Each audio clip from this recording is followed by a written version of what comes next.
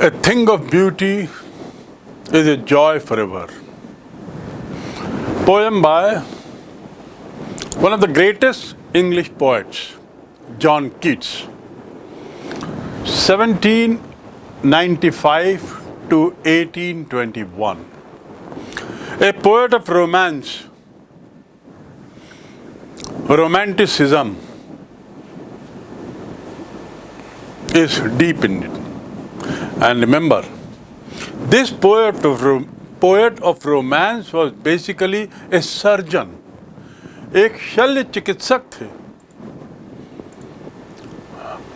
और शल्य चिकित्सक होकर इतनी सुंदर कविताएं लिखना और रोमांटिसिज्म का एक हिस्सा बनना, that itself is a great achievement by the poet. John Keats devoted his entire life to poetry, poem writing, and his secret of success in writing poems is something he had the tremendous power to sway the moods of the people through his writings.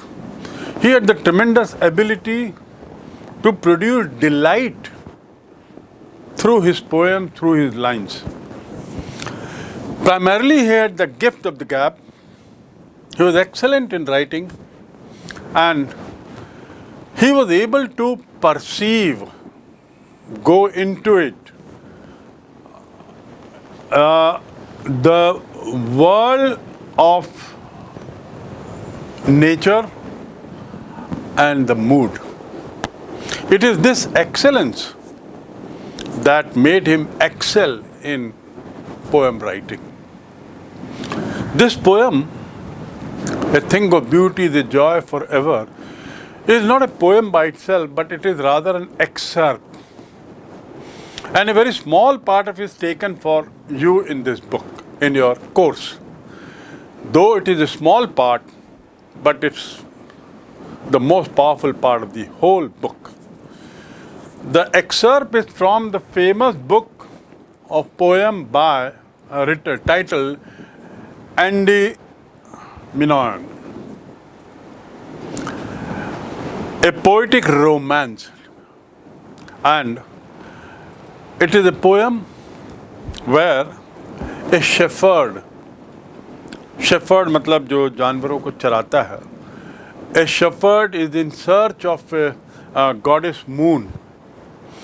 He is looking for that goddess, goes into the mountains, traverses jungles and rivers, rivulets, and so many things, and comes across the beauty of nature.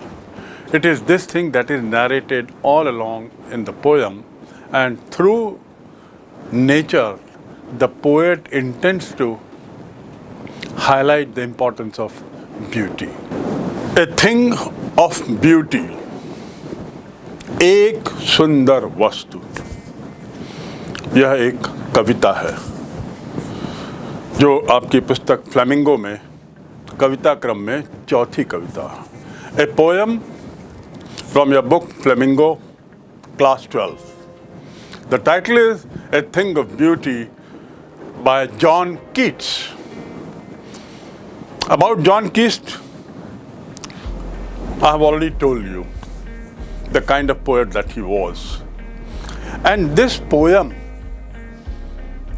of John Keats is one of the best ever poems considered in English literature. It's being read all across the globe, and it has earned very high reputation. As the title shows, the poem is about beauty. सुंदरता को लेकर ये कविता लिखी गई है, और इस कविता के आकार को देखकर आप लगेगा इतनी छोटी कविता और इतना ज़्यादा बखान. Yes, after all, somebody has said that brevity is the soul of wit. संक्षिप्त में कही गई बात सबसे ज़्यादा प्रभाव छोड़ती है। And that is what is about this poem. Very short poem, very simple poem, hardly any difficult words and yet extremely powerful to the human mind.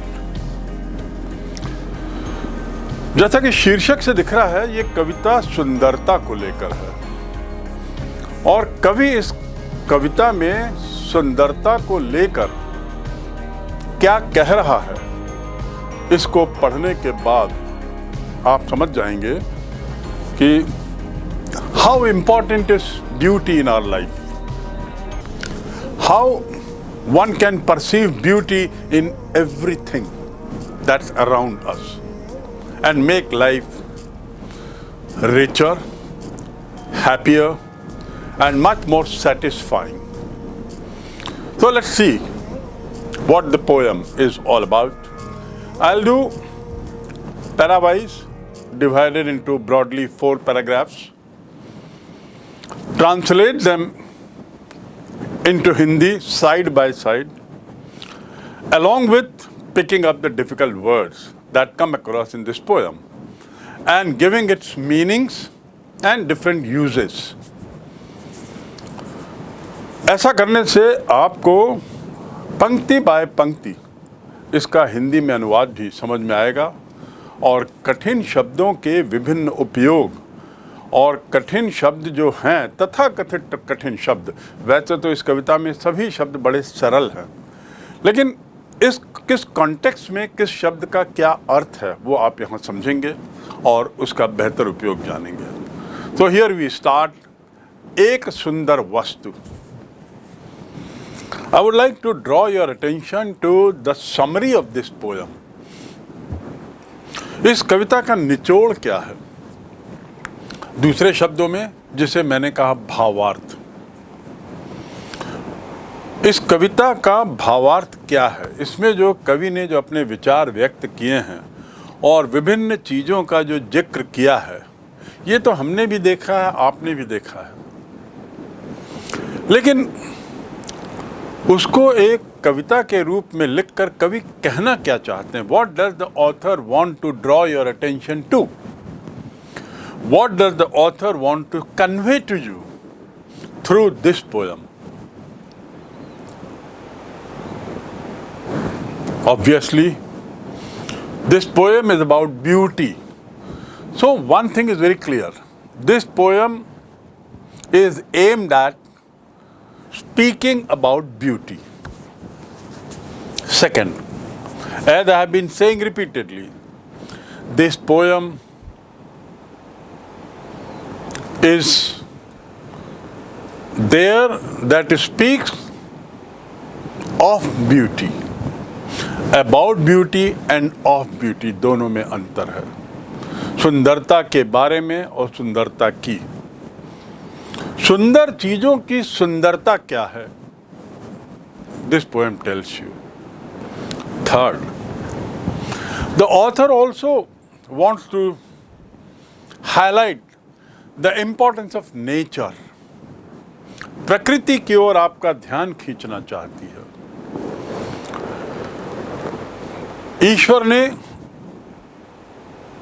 the God has gifted us with such beautiful world. ईश्वर ने हमें बड़ी सुंदर दुनिया दी है। And it has come like pouring of immortal liquid, immortal जिसे कहेंगे अमृत, something that's never ending. We are fortunate to be a part of this world. The fourth thing that the author wants to say is that it all means that enjoy nature. Enjoy the beauty of nature. Be a part of the nature. Be close to the nature. प्रकृति के निकट रहो, प्रकृति का एक हिस्सा बनो, प्रकृति से का आनंद लो और प्रकृति की प्रकृति की जो सुंदरता है उसमें अपने को ढाल लो। The last thing that the poet wants to say through this poem is that there is beauty in everything. हर चीज में सुंदरता है. Because everything is given by God, God gifted.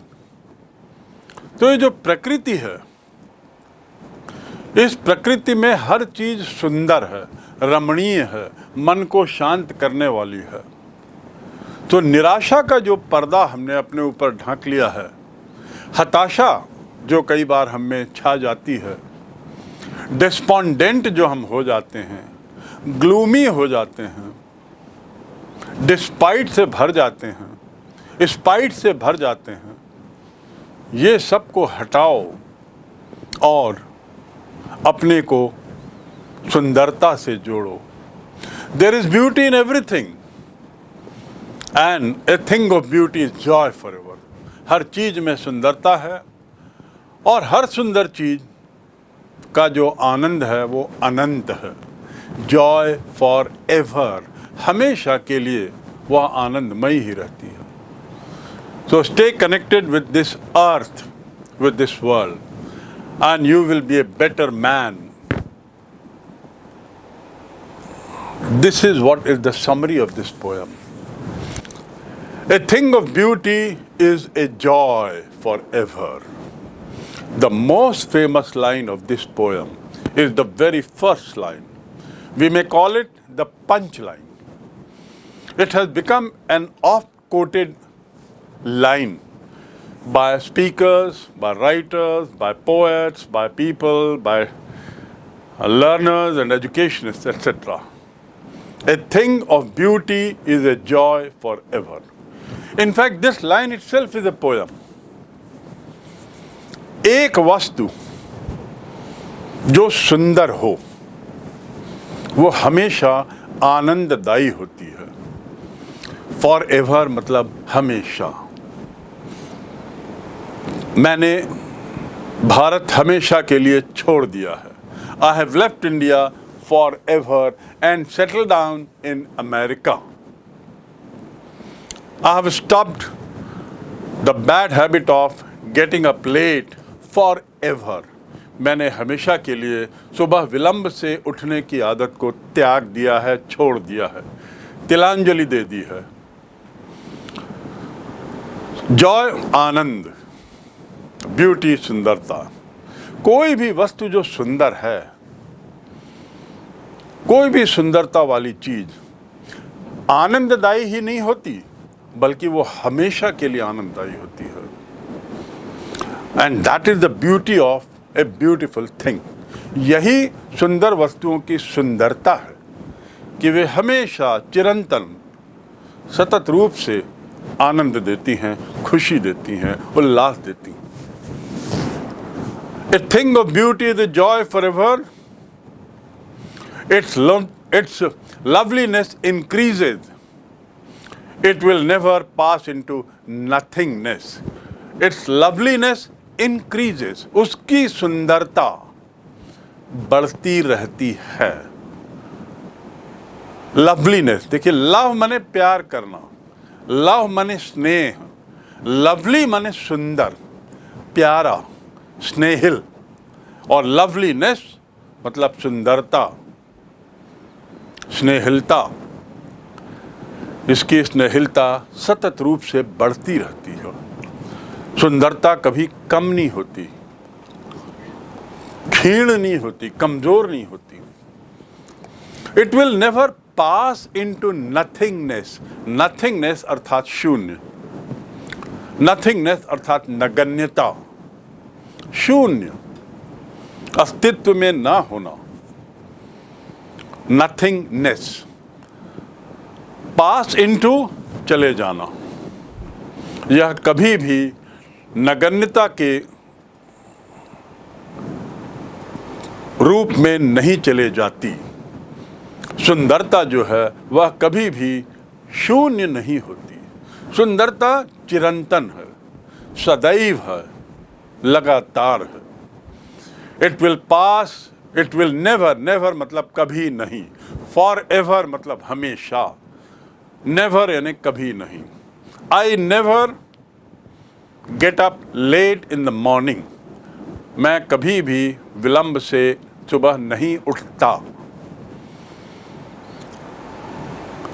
It will never pass into nothingness, सुंदरता जो है वो कभी कम नहीं होती, और कम होते होते कभी वो नगण्य नहीं हो जाती, but will keep a bower quiet for us, but will keep a bar quiet for us, बल्कि हमारे लिए ये एक शांति भरा ठंडा छायादार स्थान हो जाता है। बावर मतलब छायादार स्थान, ऐसी जगह जहाँ छाया मिले, सुकून मिले, शांति मिले। सुंदरता जो है वो हमें सुकून देती है, शांति देती है, लेकिन but will keep bower quiet for us. Quiet माने मैंने दूसरे अध्याय में बताया है शांत, चुप, लेकिन यह एक शांत भरे ठंडे छायादार स्थान, and A sleep full of sweet dreams, और सपनों वाली नींद। जब नींद आती है, अच्छी नींद आती हो तो अच्छे सपने आते हैं। तो सुंदरता जो है वो एक शांतमय ठंडा छायादार स्थल, मीठे सपनों वाली नींद, sweet dreams, and health and quiet breaking, और हमें स्वास्थ्य देती है, आरामदायक सांस के साथ, आरामदायक सांस के जैसे होती है। And quite breathing, quite breathing मतलब क्या होता है? टू ब्रीद माने सांस लेना, और क्वाइट ब्रीदिंग मतलब हल्की हल्की सांस लेते रहना, आवाज़ उसमें नहीं रहती, हांफना नहीं होता, बड़े मन से, तन से, चित्त से शांत हों, ऐसी स्थिति के समान होती है सुंदरता। तो देखिए सुंदरता हमें क्या क्या देती है, या सुंदरता की तुलना किससे की जा सकती है? एक ठंडे छायादार स्थल से, मीठे सपने वालों नींद से, स्वस्थ हेल्थी और आरामदायक सांस के समान सुंदरता होती है। This is about para 1। और इसमें आपके लिए कठिन शब्द के नाम से केवल यदि मैं कहूँ तो ज़्यादा से ज़्यादा बार, एक ही शब्द आपको दिखाई देता है। वो बार का अर्थ मैंने बताया, छायादार स्थान, झुंड, पेड़ों के झुंड में। इतना ही नहीं, ये सुंदरता इसकी बढ़ती ही नहीं चली जाती, बल्कि लुप्त भी कभी नहीं होती। ये इसके कहने का तात्पर्य है, नगण्य होना, लुप्त होना। और एक तरीके से हमें हमारी मानसिक स्थिति को बड़ा शांत कर देती है। यही सुंदरता की सुंदरता है। This is the beauty of beauty. You can understand it this way. We now come to the next para. Having understood what the author speaks about beauty, having understood that author is talking about the beauty of the beauty, how important is beauty for our life, let's move further to the next para. Therefore, on every morrow, are we wreathing a flower band to bind us to the earth? Therefore, on every morrow, हर कल, morrow is nothing but the short form of tomorrow. Tomorrow का संक्षिप्तीकरण poet लोग कई बार morrow के रूप में करते हैं, वैसे बोलचाल में हम morrow नहीं बोलते।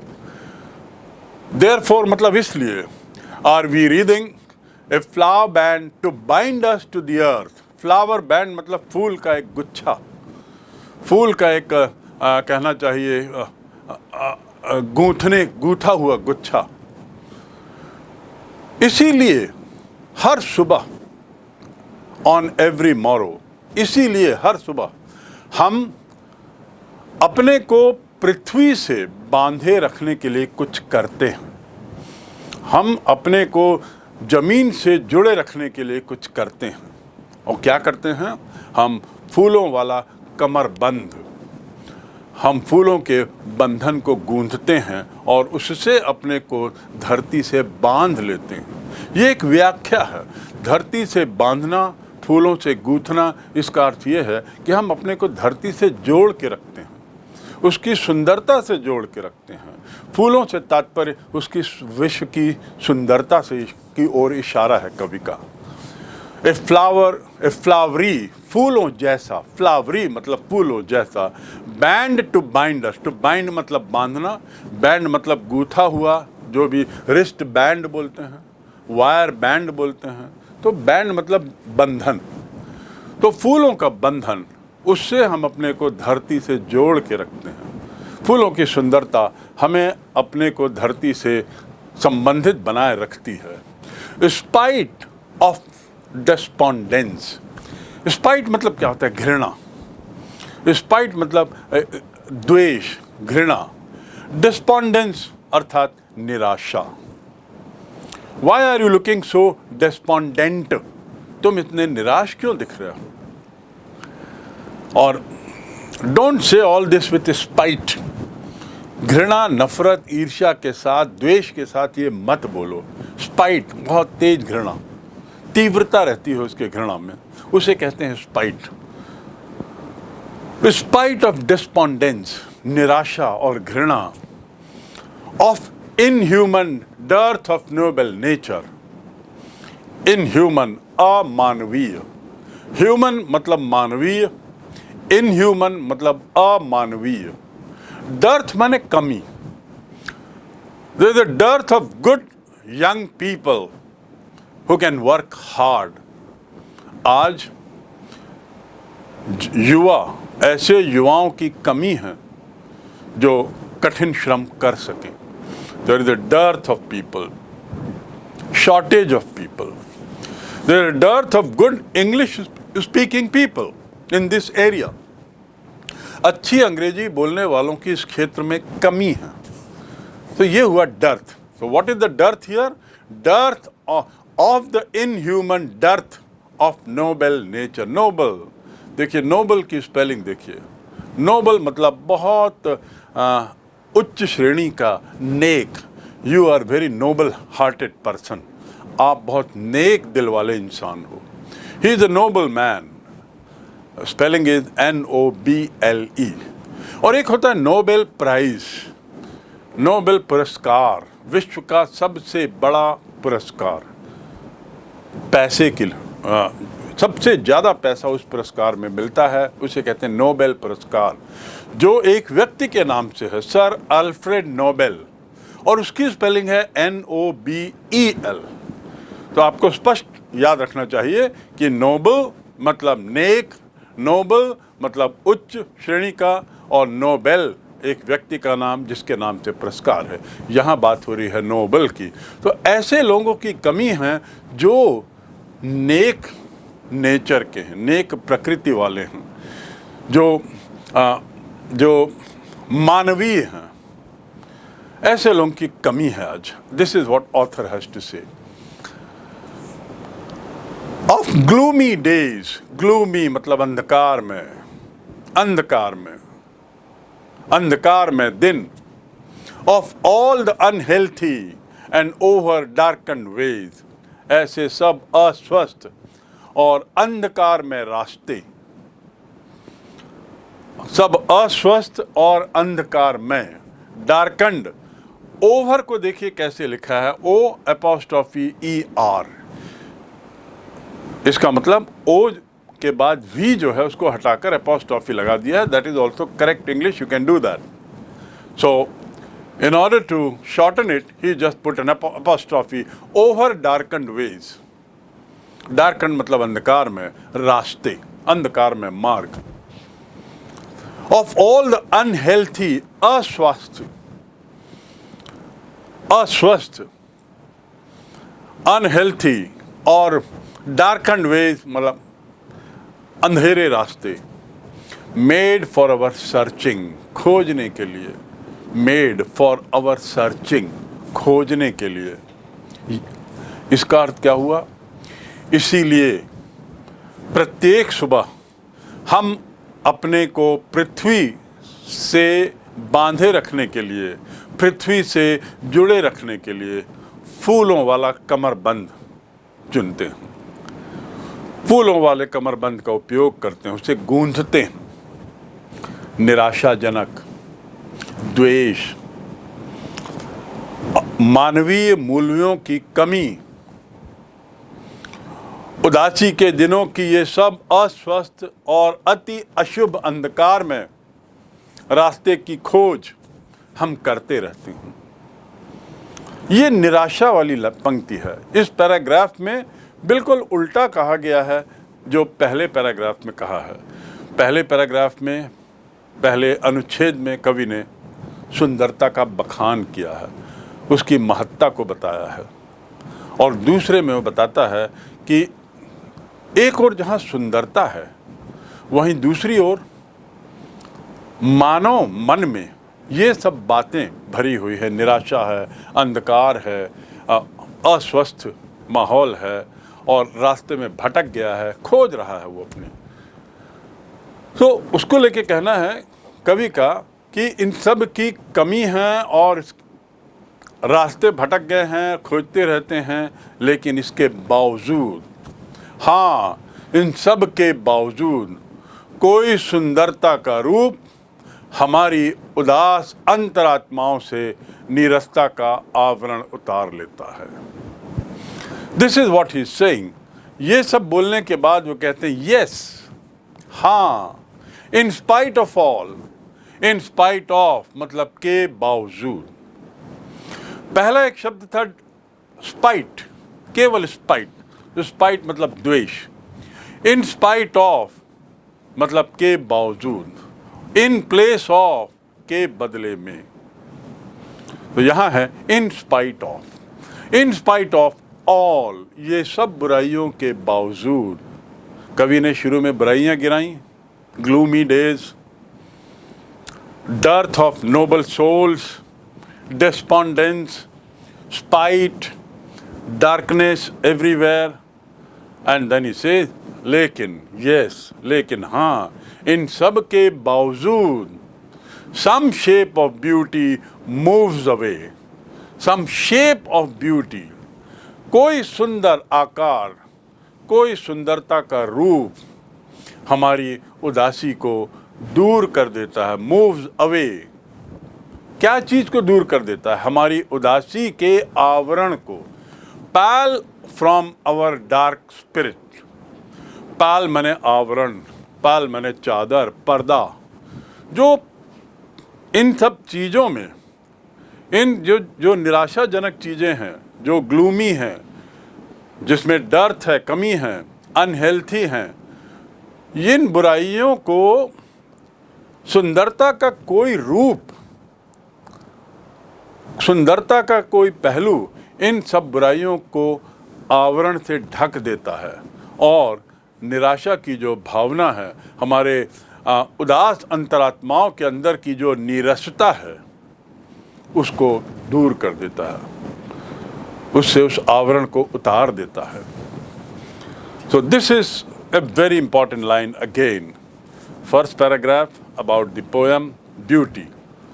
What is beauty? In second paragraph, world is so much bad, but the author is very optimistic. जो कवि है वो बहुत आशावादी है। वो कहता है इन सब कमियों के बावजूद, yes, in spite of all, the pall comes and some kind of beauty moves away the pall from our dark spirit. हमें निराशा का जो आवरण है, नीरसता का जो आवरण है, उसे उतार देता है। कौन उतार देता है? कोई सुंदर वस्तु, कोई सुंदर विचार, कोई सुंदर भावना, कोई सुंदर दृश्य।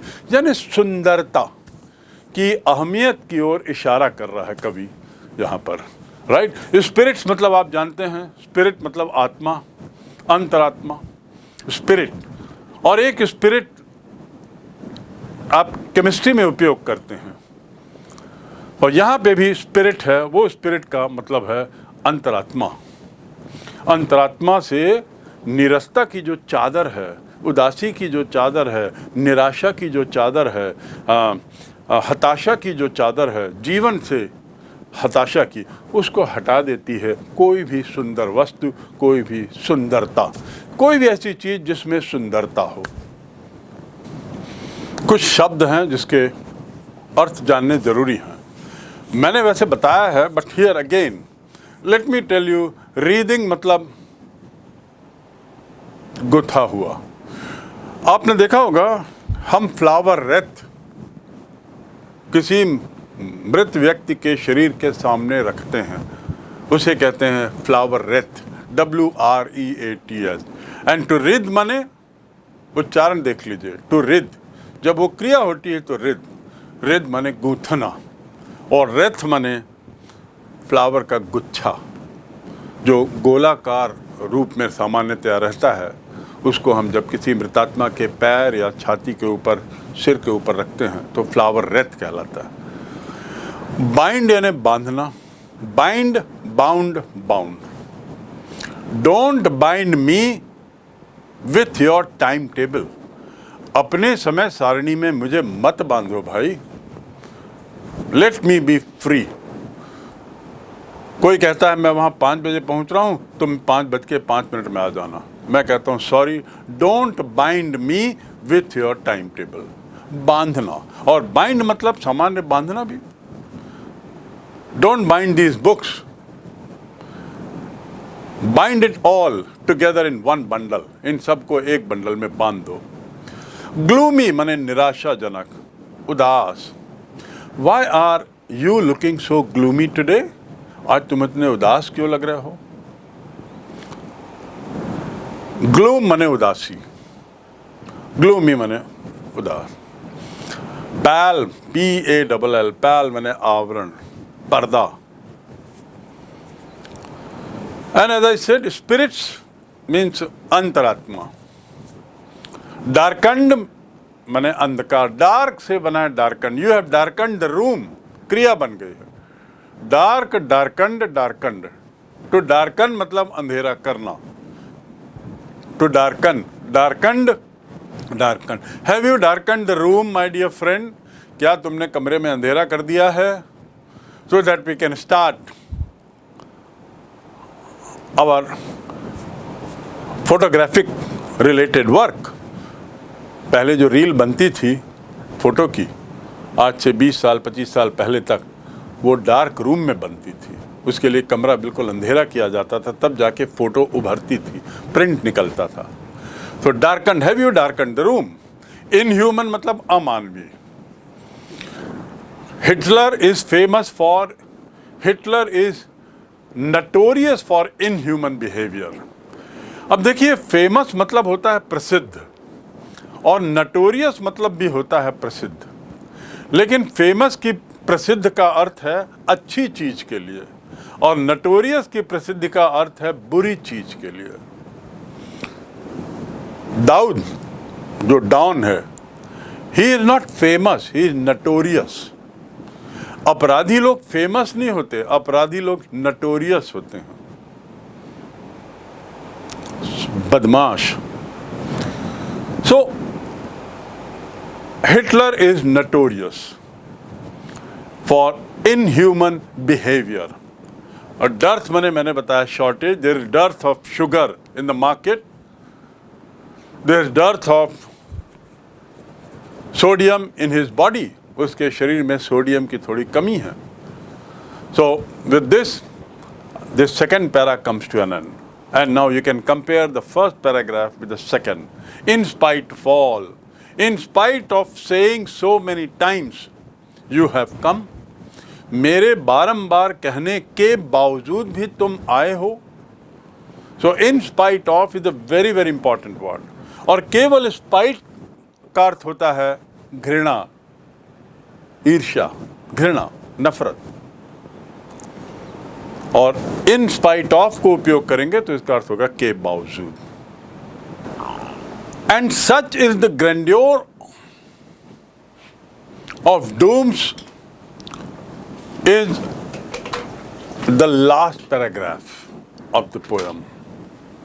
जिसमें वो महत्ता बताता है, वैभव बताता है, इमॉर्टैलिटी की बात करता है, प्रकृति के अनंत रूप, प्रकृति के फव्वारे होने की बात करता है। एक फव्वारा है प्रकृति, जहां से बस सुंदरता अमृत जैसी निकल रही है। And such is the grandeur of dooms we have imagined for the mighty dead, all lovely tales that we have heard or read, an endless fountain of immortal drink. Endless मतलब अनंत, जिसका कोई अंत ना हो, pouring onto us from heaven's brink, स्वर्ग के किनारे से, कहीं से मानो अमृत की धारा सतत रूप से हम पर गिराई जा रही हो। इसका मीनिंग क्या हुआ? सुंदरता सतत रूप से जहां विद्यमान है, अमर है, अनंत है। Coming to the difficult words here, sprout I have told you, bone you know, daffodil flower I told you, green world मतलब हरे भरे पौधे, rills मतलब छोटी छोटी जो सरिता होती है, जिसे हम सरिता बोलते हैं, पानी का छोटा छोटा झरना जिसे बोल दें, जो नदियों से निकलकर बड़े शांत तरीके से जो बहता रहता है, उसमें पानी जैसा का तेज बहाव नहीं रहता। कोहर्ट मतलब क्या होता है? कोहर्ट मतलब झाड़ियों का आश्रय। ये किस संबंध में यूज़ किया है ऑथर ने? शीप्स के लिए, जो झाड़ियों का आश्रय मिल जाता है। Sprouting old and young trees, झाड़ियों का आश्रय। ब्रेक मतलब झाड़ियाँ होता है, जंगली झाड़ियाँ, कांटेदार झाड़ियाँ। रिच मतलब क्या हुआ? यस, यहाँ पर देखिए रिच शब्द का जो उपयोग हुआ है, that is a very different meaning. Rich मतलब धनी होता है, और रिच का एक दूसरा अर्थ जो यहाँ है वह है शानदार। He has done, he is very rich in knowledge. इसका मतलब उसके पास ज्ञान का धन है। Your book is very rich in difficult words. तुम्हारी किताब जो है कठिन शब्दों से भरी हुई है, लदी हुई है। He has a very rich personality, मतलब बड़ा शानदार व्यक्तित्व है। रिच पर्सनालिटी, शानदार व्यक्तित्व। स्प्रिंकलिंग यानी फैला हुआ, फेयर यानी सुंदर, गोरा। और फेयर का एक अर्थ और है, यहां बताना चाहूंगा। You are very fair in judgement. तुम न्याय देने में बहुत फेयर हो, मतलब गलत नहीं करते, उचित करते हो। फेयर मतलब उचित। नो नो नो, मैंने तुम्हें 5 रुपये दिए थे, तुमने मुझे 4 वापस किए, और फिर कह रहे हो 1 रुपया मैं थोड़ी देर बाद दे दूंगा। मैं कहता हूँ no no please, it's fair, it's fine, no problem. Fair, तुमने 4 दे दिया, इट डज। तो फेयर ऑल्सो मीन्स उचित। His behaviour is very fair. उसका जो व्यवहार है बड़ा उचित है। अननेसेसरी ज़्यादा उठा पटक नहीं करता अपने व्यवहार में। Very fair in his behaviour. Musk rose I told you, bloom माने खिलना, फूलों का खिलना। इसीलिए बहुत से स्कूलों के नाम होते हैं बर्ड्स एंड ब्लूम्स। बर्ड माने कलियां और ब्लूम्स माने खिली हुई कलियां। बर्ड्स एंड ब्लूम्स, ब्लूम माने खिलना। Too many flowers are born to blush unseen. बहुत से फूल खिलते हैं जो कोई देख नहीं, खासकर जंगलों में। बहुत से सुंदर फूल जंगलों में अनदेखे ही समाप्त हो जाते हैं। अर्थात दुनिया में ऐसे हजारों व्यक्ति हैं जिनकी महत्ता, जिनकी ज्ञान कौशल का लोगों को ज्ञान भी नहीं हो पाता और वे चले जाते हैं। जरूरी नहीं है कि हर कोई प्रसिद्ध हो। बहुत से ऐसे दुनिया में मिलेंगे जो अपने अपने क्षेत्र में बड़े दक्ष हैं, चाहे बोलने में, चाहे लिखने में, या कला में, या भाषा में, या विषय में, या व्यक्तित्व में, लेकिन अनदेखे ही बेचारे, बिना प्रशंसा पाए ही वे चले जाते हैं। तो too many flowers are born to blush unseen is a line जिसमें ब्लूम शब्द आता है। ब्लूम माने खिलना, तो ब्लूम माने खिलता है। ग्रैंडियोर आई टोल्ड यू, शानदार। डूम्स मतलब डूम्स डे, मतलब मैंने आपको बताया वह दिन जिसे एक तरीके से पृथ्वी का अंतिम दिन कह सकते हैं। इसके लिए दूसरा शब्द भी है, कयामत का दिन। डूम्स डे मतलब कयामत का दिन, जिस दिन निर्णय होता है कि पूरी पृथ्वी जो है वो अब समाप्त हो जाएगी, कयामत का दिन। टू पोर इनटू मतलब डालना, उड़ेलना। हेवंस ब्रिंक, हेवन के ब्रिंक से क्या उड़ेला जा रहा है, क्या पोर किया जा रहा है? अमृत। ब्रिंक माने किनारा। तो और ऐसी सुंदर चीजें जो भारी संख्या में, मृत, नियति, ये सब सुंदर कथाएं जो हमने सुनी हैं, पढ़ी हैं, एक तरीके से ये सब अमृत का अनंत झरना है मानो, और स्वर्ग के किनारे से इस पृथ्वी पर लगातार डाला जा रहा है, गिराया जा रहा है। With this your fourth para and the last para comes to an end. इस पूरी कविता का निष्कर्ष क्या निकला? आपने इस पूरी कविता से क्या समझा? दो अर्थ होते हैं, एक होता है शब्दार्थ और एक होता है भावार्थ। शब्दार्थ आपने निश्चित रूप से समझ लिया, क्योंकि शब्द ब शब्द आपको इसका अर्थ बताया गया। लेकिन ऐसी क्या खास बात है इस कविता में जिसने इस कविता को विश्व प्रसिद्ध कविता का दर्जा दिया है?